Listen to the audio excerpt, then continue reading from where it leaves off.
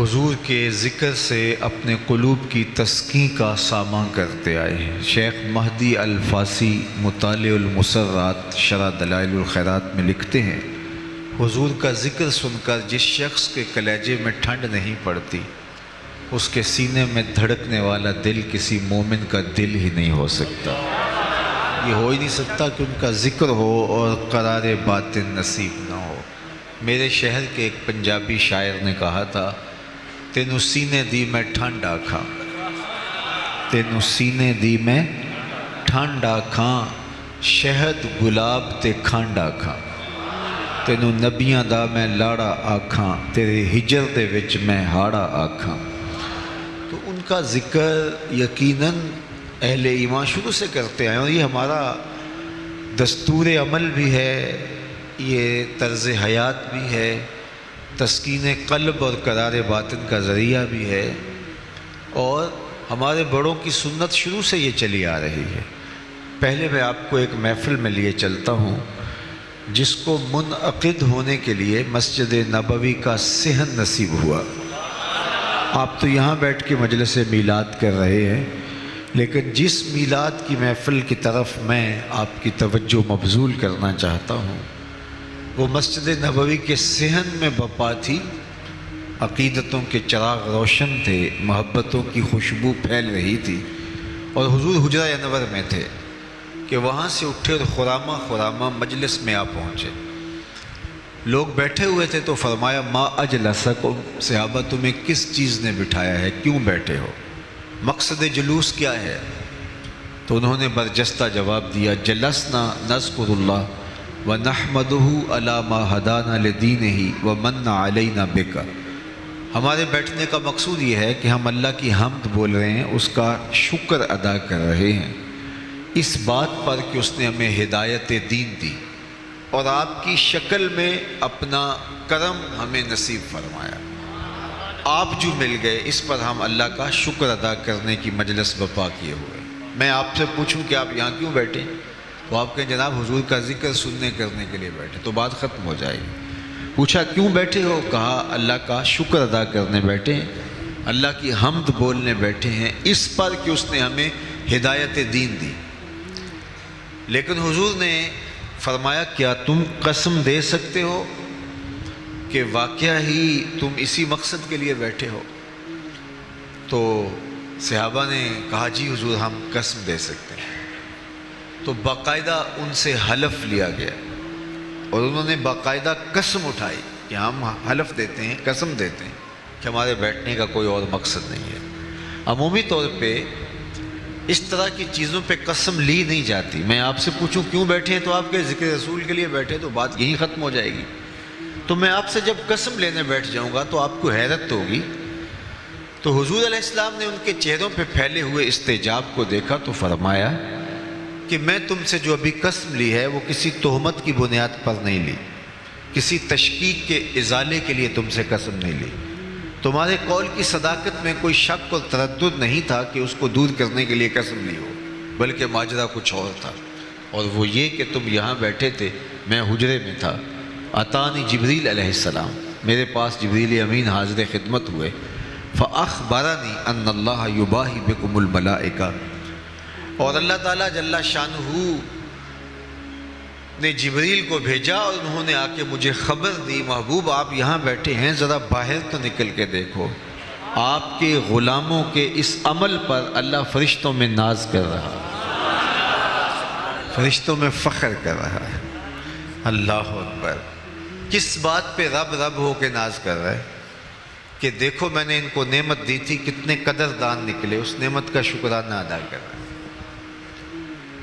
اللہ کی رحمتوں سے کوئی بعید نہیں کہ آج کی مجلس بھی قبول فرما لی جائے، اور اللہ فرشتوں سے فرمائے، دیکھو صدیاں بیت گئی، یہ آج بھی بیٹھ کے اس نعمت کا شکرانہ ادا کر رہے ہیں۔ باقی جہاں تک حق شکر کی بات ہے تو یہ ایک دن کا محفل میلاد، ایک شب کی محفل میلاد، ایک مہینے میں محافل کا تسلسل، یہ حق شکر ادا نہیں کر پاتا۔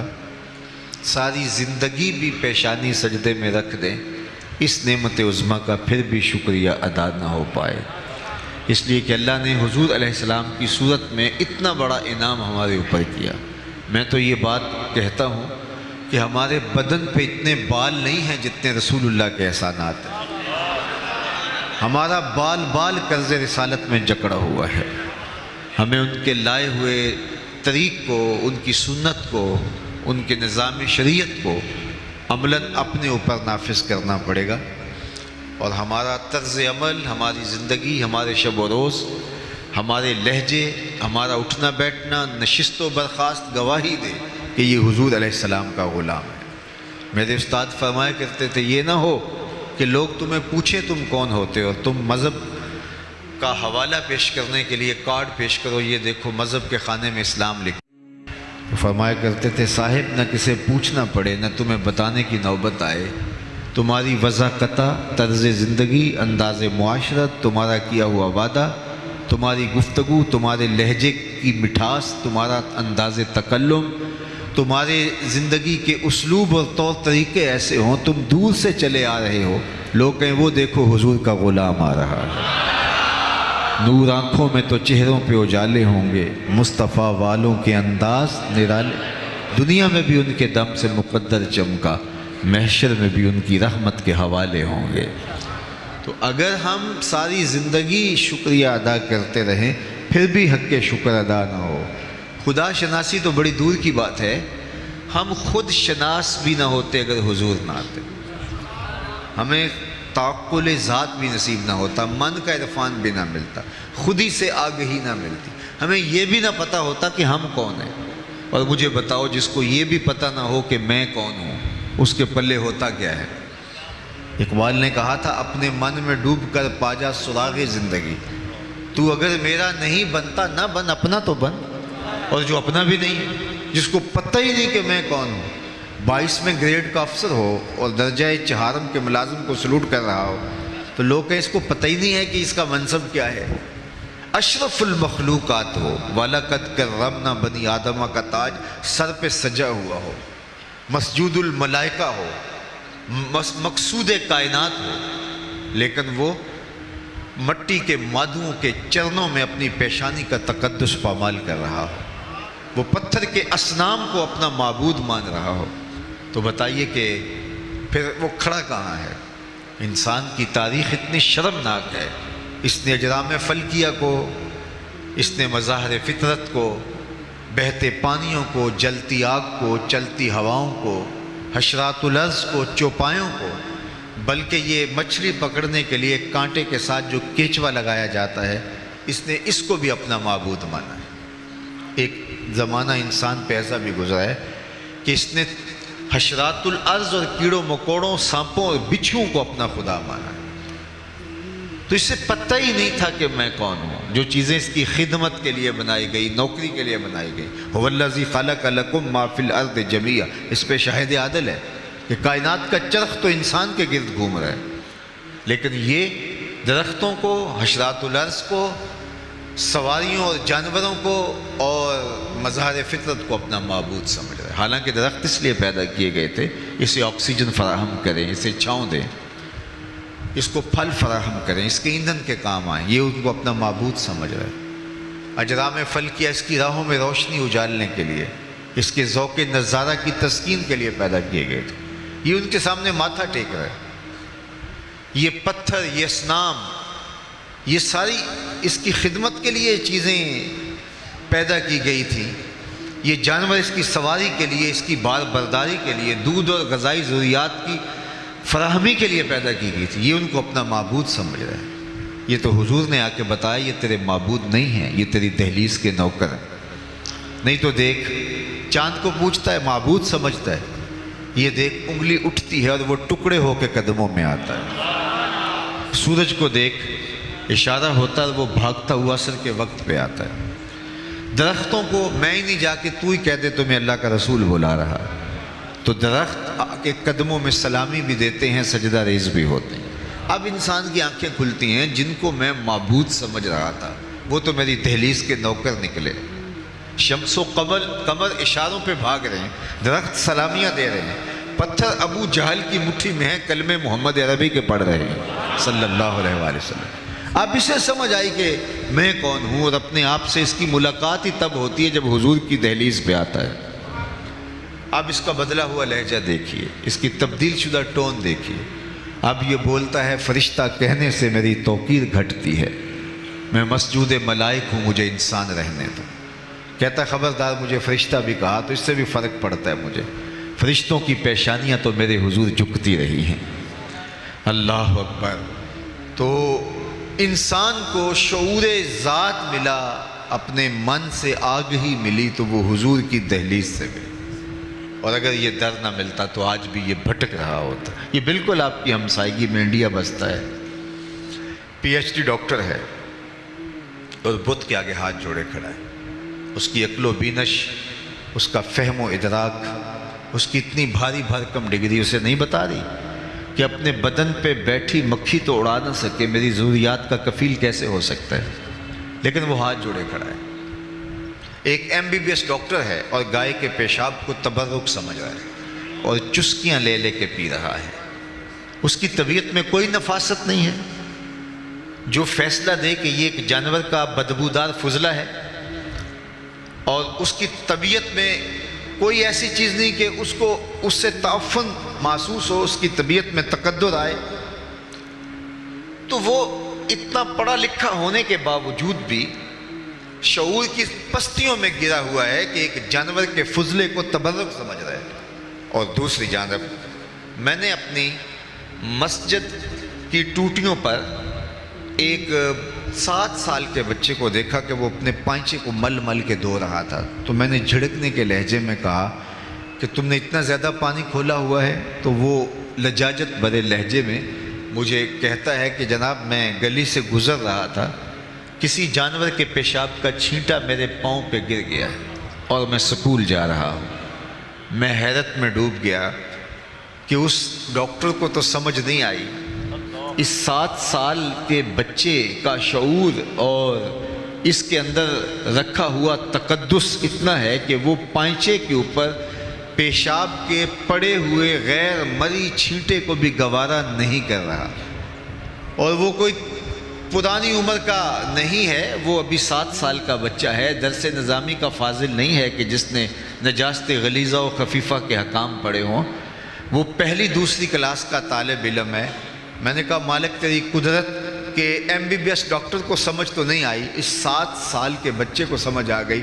تو اندر سے جواب آیا کہ وہ ہے ڈاکٹر، لیکن اس کے ہاتھ میں دامن حضور کا نہیں ہے، اور یہ ہے بچہ لیکن ماں نے گٹی میں پیار ہی حضور کا دیا ہے، اس لیے تقدس اس کی روح تک اتر گیا ہے۔ روشنی تو اس دہلیز سے ملتی ہے۔ سید سلیم گیلانی مرحوم نے کہا تھا کہ نہ خرد کی روشنی تھی نہ جنوں کی آگہی تھی، نہ خرد۔ یہ نعت کا اسلوب دیکھیے، آج کل تو وہ ہمارا نعتیہ کلچر بھی پتہ نہیں کہاں لڑک کے کہاں چلا گیا ہے۔ بٹن ٹھاں کر دیتے، بٹن ہاں کر دے، اور لوگ آگے سے سبحان اللہ پکار رہے ہوتے ہیں۔ لیکن ذرا نعت کا یہ شعر دیکھیے، نہ خرد کی روشنی تھی نہ جنوں کی آگہی تھی، نہ خرد کی روشنی تھی نہ جنوں کی آگہی تھی، تیری رہبری سے پہلے یہ جہاں جہاں نہیں تھا، تیری رہبری سے پہلے یہ جہاں جہاں نہیں تھا، تیرے آستاں سے پہلے کوئی آستاں نہیں تھا، میں وہ زمین تھی جس کا کوئی آسمان نہیں تھا۔ تو زندگی کا سارا جمال، زندگی کی ساری روشنیاں اور زندگی کے سارے اجالے اس دہلیز سے نصیب ہوتے ہیں۔ تو انسان کو شعور اپنی ذات کا بھی ملا تو اس در سے، اس دہلیز سے، اس چوکھٹ سے نصیب ہوا، ورنہ آج بھی یہ دھکے کھا رہا ہوتا۔ اور شعور ذات الہی، توحید کا تعقل آج مجھے اور آپ کو نصیب ہے تو اسی دہلیز سے ملا ہے، ورنہ انسان تو محسوسات کا عادی ہو گیا تھا۔ اقبال نے کہا تھا خو گرے پیکرے محسوس تھی انسان کی نظر، شکوے میں خو گرے پیکرے محسوس تھی انسان کی نظر، بن دیکھے خدا کو پھر کوئی مانتا کیوں کر۔ انسان تو عادی تھا کہ وہ دیکھ کر کے چیزوں کو جن کو محسوس کرتا تھا، مبصر چیزیں تھیں، ان کو مانتا تھا۔ باقی قوم موسیٰ نے 2 ٹوک نہیں کہا، لن نؤمن لک حتی نری اللہ جہرا، ہم تمہیں نہیں مانیں گے جب تک اللہ کو کھلی آنکھوں سے نہیں دیکھیں گے۔ لیکن یہ حضور کے غلاموں نے تو نہیں کہا کہ ہم اللہ کو دیکھیں گے تو مانیں گے، کہا تجھے دیکھ لیا اسے دیکھ لیا۔ حضور آئینہ جمال خدا ہیں۔ من رآنی فقد رأى الحق، جس نے مجھے دیکھا اس نے اللہ کو دیکھ لیا۔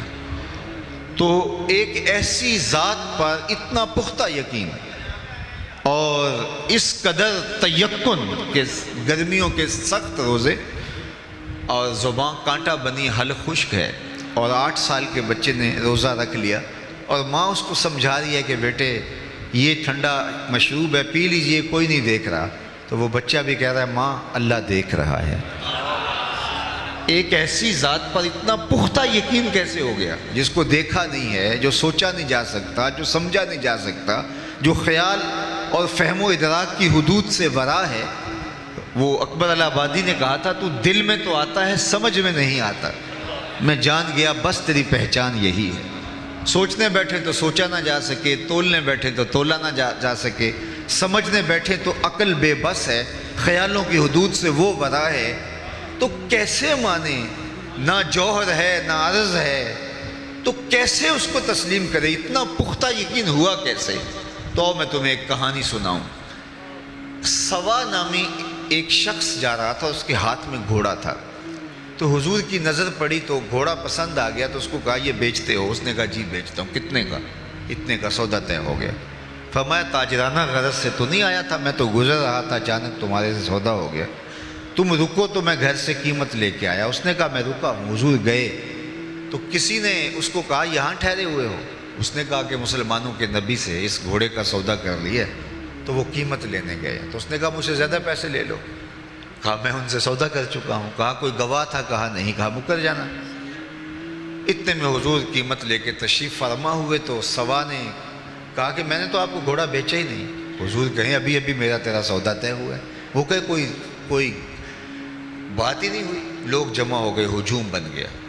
جب لوگوں کا پریشر بنا تو سوا نے سمجھا کہ صادق بھی یہ ہیں، امین بھی یہی ہیں، تو لوگ تو ان کو ہی سچا مانیں گے، مجھے تو لوگ غلط کہیں گے، میری شہرت بھی کوئی اتنی اچھی نہیں ہے۔ میرا خیال تھا کہ وہ آئیں گے، قیمت دینا چاہیں گے، میں مکر جاؤں گا، بات ختم ہو جائے گی، تو لوگ جمع ہو گئے۔ اس نے کہا اچھا جی آپ بتائیے، جب دو آدمیوں کے مابین یوں نزاع بن جائے تو آپ کی شریعت میں تصفیہ کی صورت کیا ہے؟ تو آقا کریم نے فرمایا میری شریعت یہ کہتی ہے جو مدعی ہے وہ گواہ لائے، اور اگر اس کے پاس گواہ نہیں تو والیمین علی من انکر، جو انکار کرتا ہے وہ قسم دے دے۔ اس نے کہا بات ختم ہو گئی۔ آپ کا دعویٰ ہے نا میں نے گھوڑا خریدا ہے، تو آپ گواہ لے آئیں، اور اگر آپ کے پاس گواہ نہیں ہے تو پھر آپ کی شریعت کے مطابق میری قسم بنتی ہے، تو میں قسم دے دیتا ہوں کہ میں نے بیچا نہیں۔ اب اتفاق یہ تھا کہ جب گھوڑے کا سودا ہوا تو اس وقت کوئی موقع پہ گواہ نہیں تھا، وہ مکر گیا تھا، اس کے لیے قسم دینا بھی کیا مشکل تھا۔ اس نے کہا جی ٹھیک ہے، آپ کی شریعت کے مطابق ہی فیصلہ طے ہوا، اگر آپ نے گھوڑا خریدا تو گواہ لائیے، نہیں تو مجھ سے قسم لے لیجئے۔ مجمع میں موجود حضرت خزیمہ بن ثابت انصاری رضی اللہ تعالیٰ عنہ آگے بڑھے، سینے پہ ہاتھ رکھا اور سوا سے مخاطبت کرتے ہوئے کہا گواہی مانگتا ہے، میں گواہی دیتا ہوں۔ اللہ کے رسول نے تم سے گھوڑا خریدا ہے اور جتنی قیمت میں بتا رہے اتنے میں سودا ہوا ہے۔ اب وہ مفت تو دے نہیں رہا تھا، اس نے باقاعدہ اپنی مرضی کی قیمت سے طے کیا تھا، بس زیادہ پیسوں کے لالچ میں آ گیا تھا اور مکر گیا۔ اس نے راستہ نکلنے کا پا لیا، کہا جی ٹھیک ہے میرا مطالبہ پورا ہو گیا۔ اس نے گھوڑا دیا، حضور نے قیمت دی، لوگ ہٹنے لگے، مجمع چھٹنے لگا، تو حضور نے حضرت خزیمہ کو قریب بلایا، کہا گھوڑا بھی مل گیا، بات بھی سچی، لیکن تم نے گواہی کیسے دی؟ تم تو موقع پہ تھے ہی نہیں۔ تو سنو جو حضرت خزیمہ بن ثابت انصاری نے کہا، آپ کے سینے میں ٹھنڈ پڑ جائے گی، میں تقریر یہیں بھی چھوڑ دوں تو آپ ناراض نہیں ہوں گے، اتنی خوبصورت بات ہے۔ تو حضرت خزیمہ بن ثابت انصاری رضی اللہ تعالی عنہ کو فرمایا تم نے کیسے گواہی دی؟ تم تو موقع پہ موجود ہی نہیں تھے۔ تو حضرت خزیمہ بن ثابت بولے حضور گھوڑا کیا ہے، آپ کے کہنے پہ ہم نے رب کی گواہی دے دی، رب کو دیکھا تھا آپ نے کہا نا، جنت اور دوزخ کی گواہی دے دی آپ نے کہا تھا، تو گھوڑا بھی آپ ہی کہہ رہے تھے۔ تو حضور نے حضرت خزیمہ بن ثابت انصاری کا ہاتھ پکڑا اور فضا میں بلند کیا، کہا جانے والوں ٹھہر جاؤ، رک جاؤ، کسی عدالت کچہری میں گواہوں کی ضرورت ہو تو میری شریعت 2 گواہ مانگتی، لیکن جہاں میرا خزیمہ ہوگا ایک کی گواہی 2 کے قائم مقام ہوگا۔ میرے امام بولے فیض پہنچا اے رضا احمد پاک کا، فیض پہنچا اے رضا احمد پاک کا، ورنہ ہم کیا جانتے خدا کون ہے؟ جو عقل و خیرت کی حدود سے ورا ہے تو اس پر یقین کیسے نصیب ہوا؟ یقین مصطفیٰ جان رحمت کی چوکھٹ سے نصیب ہوا۔ تو ساری زندگی ہم اس کا شکر ادا کرتے رہیں تو حق شکر ادا نہ ہو پائے کہ آقا کریم علیہ السلام کی وجہ سے ہمیں شعور ذات بھی ملا اور شعور ذات الہی بھی نصیب ہوا، ہمیں توحید کا تعقل اور نور اور ایمان اور تیقن اور یقین بھی نصیب ہوا، اور ہمیں اپنے من سے بھی آشنائی ملی۔ اور اگر یہ دولت نہ ملتی تو آج بھی ہماری پیشانی کسی بت کے آگے رسوا ہو رہی ہوتی، ہم کسی پتھر کو اپنا معبود مان رہے ہوتے۔ ایک شخص اسلام لانے کے بعد جاہلیت کی کہانی چھیڑ کے بیٹھ جاتا ہے اور کہا کہ جب میں اسلام نہیں لایا تھا تو اس دور کی دو باتیں ہیں، ایک یاد آتی ہے تو ہنسی نہیں رکتی، ایک بات یاد آتی ہے تو آنسو نہیں تھمتے۔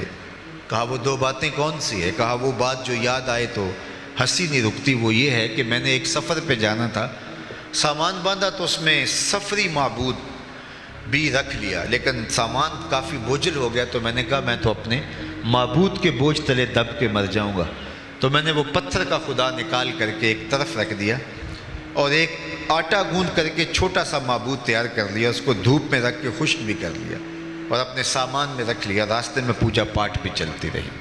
توشہ سفر اندازہ سفر کے مطابق تھا، لیکن سفر کو ایک دو دن اوپر چلا گیا تو توشہ ختم ہو گیا۔ جب توشہ ختم ہو گیا تو پہلے تو میں نے گوارا کیا، لیکن جب انتڑیوں میں بل پڑنے لگے تو مجبور ہو کر کے میں نے سامان سے وہ آٹے کے بنے ہوئے معبود کو نکالا اور پتھر پہ رکھ کے کوٹا، پھر اس میں پانی ڈالا، پھر اس کو گوندا، پھر اس کی روٹی پکائی اور کھاتے ہوئے کہا میرے خدا اب کام نہیں آئے گا تو کب آئے گا؟ اب تو بھوک سے میری جان بھی نکل رہی ہے۔ آج اس معبود باطل کی بے بسی یاد آتی ہے تو میری ہنسی نہیں رکتی۔ کیسا معبود تھا کہ جو اپنے پجاری سے اپنا تشخص بھی نہ بچا سکتا تھا۔ اور ایک وہ بات جو مجھے یاد آتی ہے تو میرے آنسو نہیں رکتے، اور وہ بھی ایک لمبی مسافت کی کہانی ہے۔ میری بیوی امید سے تھی اور میں کئی سالوں کے لیے سفر پہ جانا تھا، واپس پلٹا تو میرے آنگن میں ایک بیٹی کھیل رہی تھی، اور میری بیوی نے اس ڈر سے کہ کہیں بیٹی کو زندہ درگور نہ کر دے تو اس کے توتلے لہجے میں میرے لیے محبت بھرے جملے رکھ دیے تھے۔ میں جو ہی گھر کی دہلیز عبور کرتا ہوں تو وہ دوڑ کر کے میری ٹانگوں سے لپٹ جاتی ہے اور یا ابتا ہو یا ابتا ہو کہہ کے مجھ سے مخاطبت کرتی ہے۔ میرے سینے میں پتھر بھی ہوتا تو پگھل جاتا، لیکن میں اس ظالمانہ سماج کی جھوٹی رسموں کا جکڑا ہوا شخص تھا۔ میں نے فیصلہ کیا کہ میں اس کو زندہ درگور کر دوں گا، اور اس کو باہر صحرا میں لے گیا اور ریت ہٹانے لگا اور گڑھا کھودنے لگا۔ میری بیٹی نہیں جانتی تھی کہ یہ ماجرا کیا ہے، اور وہ مجھے بار بار روکتی تھی آپ اتنی گرمی میں یہ مشقت کیوں اٹھا رہے ہیں، حتیٰ کہ پسینے سے جب میرا بدن شرابور ہونے لگا تو وہ اپنے ننھے آنچل سے میرے ماتھے کا پسینہ صاف کرنے لگے۔ لیکن میں تھا کہ میرا سینہ، اس کے اندر درد مند دل نہیں تھا، ایک پتھر رکھا ہوا تھا۔ خیر گڑھا کھود کر کے جب میں باہر نکلا تو اس نے سکھ کا سانس لیا کہ میرے بابا کی مشقت ختم ہوئی، لیکن میں نے اس بیٹی کو اس میں دھکا دے دیا اور مٹی انڈھیلنے لگا۔ پہلے تو وہ کھیل سمجھتی رہی، لیکن جب اس کی سانسیں دبنے لگیں تو اس نے ننھے اور معصوم ہاتھ جوڑ کر مجھ سے زندگی کی بھیک مانگنی شروع کر دی۔ وہ چیختی رہی، وہ روتی رہی، اس کے آنسو بہتے رہے، اور جڑے ہوئے ننھے ہاتھ مجھ سے زندگی کی خیرات مانگتے رہے، لیکن میں اس کے اوپر ریت انڈھیلتا رہا تاکہ اس کی سسکیاں، اس کی آہیں، اس کی چیخیں، اس کے جڑے ہوئے معصوم ننھے ہاتھ اسی ریت میں دب گئے۔ آج اسلام لایا ہوں تو اس کی چیخیں مجھے سونے نہیں دیتی ہیں۔ بیٹیوں کو زندہ درگور کر کے باپ فخر کر رہا تھا، اور پورا معاشرہ اس لپیٹ میں تھا، اگر بیٹی زندہ ہوتی بھی تو اس کی تکریم نہ ہوتی۔ جس معاشرے میں بیٹی زندہ درگور کر کے باپ فخر کر رہا تھا، ایک آواز بلند ہوتی ہے جو شرق سے غرب تک اور شمال سے جنوب تک ہر شخص کے کانوں تک پہنچتی ہے۔ وہ آواز میں نے بھی سنی ہے، وہ آواز آپ نے بھی سنی ہے، لیکن ذرا دیکھو کس تناظر میں کہا گیا یہ جملہ۔ صرف یہ کلمہ محبت ہی نہیں ہے، یہ کلمہ جہاد بھی ہے۔ جب بیٹیوں کو زندہ درگور کر کے باپ فخر کر رہے ہیں، اس وقت آواز بلند ہوتی ہے، لوگوں سن لو، میری فاطمہ میرے جگر کا ٹکڑا ہے، میری فاطمہ میرے جگر کا ٹکڑا ہے۔ تو اس آواز نے کائنات کا رخ ہی بدل دیا۔ نظریات کے اوپر لگے ہوئے زنگ اتار کے حقیقی نور کو لوگوں کے سامنے رکھا اور بتایا بیٹی ہوتی کیا ہے۔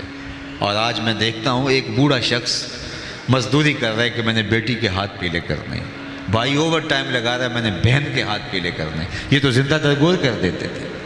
آج پردیس کاٹ رہے ہیں لوگ کہ ہم نے بیٹیوں کے ہاتھ پیلے کرنے، یہ تو زندہ درگور کر دیتے تھے۔ ان کے سینوں میں بیٹیوں کا پیار ڈالا کس نے؟ جواب آئے گا میلاد والے رسول نے۔ تو ساری زندگی بھی حق ادا کرنے کی کوشش کریں، حق شکر ادا نہ ہو پائے۔ ہمیں چاہیے کہ ہم اس آقا، اس مولا، اس اپنے محبوب کی ایک ایک ادا کو اپنی روح میں جذب کر لیں، ان کے بتائے ہوئے نظام زندگی کے مطابق اپنی زندگی کے لف و نشر مرتب کریں۔ ہماری اٹھنے والا ایک ایک قدم راہ دین کی طرف بڑھتا چلا جائے اور ہم دور سے پہچانے جائیں کہ ہم حضور کے غلام ہیں، ہمارا طرز زندگی اس طرح کا ہو۔ اور آخر میں آپ سارے لوگوں کی آمین کے ساتھ دعا گو ہوں۔ محترم قاسم حسان صاحب کی والدہ ماجدہ کے لیے اللہ انہیں کروٹ کروٹ جنت کی بہاریں عطا کریں۔ ماں اللہ کی رحمتوں کا ایک روپ ہے، اللہ کی کرم نوازیوں کا ایک رنگ ہے۔ اللہ نے ماں کے سینے کے اندر جو امٹتا ہوا پیار رکھا ہے، محبت کی جو کائنات آباد کر دی ہے، اس کا کوئی بدل نہیں ہے۔ ماں جب بولتی ہے تو اس کے لہجے میں جبریل بولتا ہے، ماں جب مسکراتی ہے تو لگتا ہے جنت کی ساری کلیاں کھل اٹھی ہیں۔ تو ماں ایک بہت بڑی آزمائش اللہ تعالیٰ